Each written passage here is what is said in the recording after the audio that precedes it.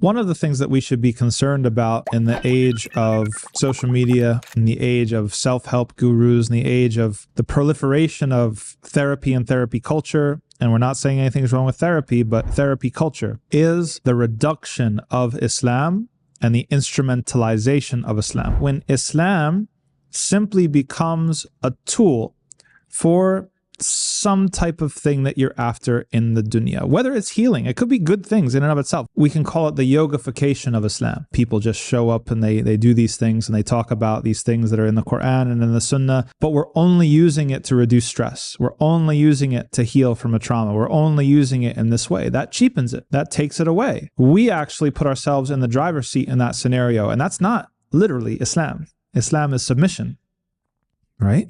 Which means that you are allowing Islam to transform yourself. That's the difference. That Islam, genuine Islam, is that you are going to change. You're not going to be the same person. You're one person right now with your comforts, with your needs, with your addictions, with your hurt, with your pain, with your experiences. If you're only trying to use Islam and stay the same person, just being a little bit less stressed or something of that nature, then perhaps you are instrumentalizing Islam in this way. Rather, Allah subhanahu wa ta'ala said that everybody has to enter Islam kafa, according to one interpretation, with their whole selves. Or as Allah subhanahu wa ta'ala said, when it came to my life and my death, or my living and my dying, it's all for Allah subhanahu wa ta'ala. So be careful. Everybody has to understand, especially in today's culture where we are skewed towards emphasizing Allah subhanahu wa ta'ala's mercy. And some of that has a historical common sense reason, because there were other people, perhaps the previous generation, perhaps the place that we're living, that overemphasized Allah's wrath.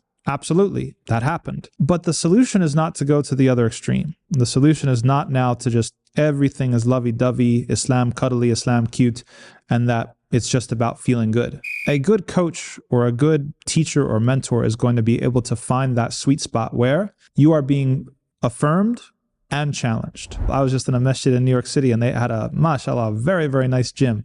Everything that you could want to do. And they go there regularly. Great, mashallah, health is important. But if you had a personal coach who said, you know what, you can bench this much, that's good enough.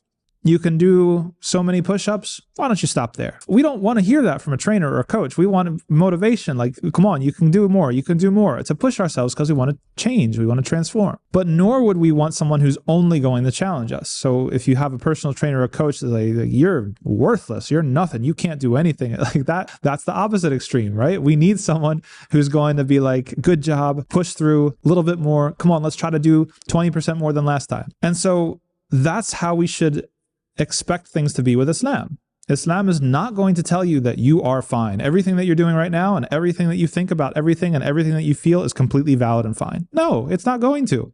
It's going to challenge you.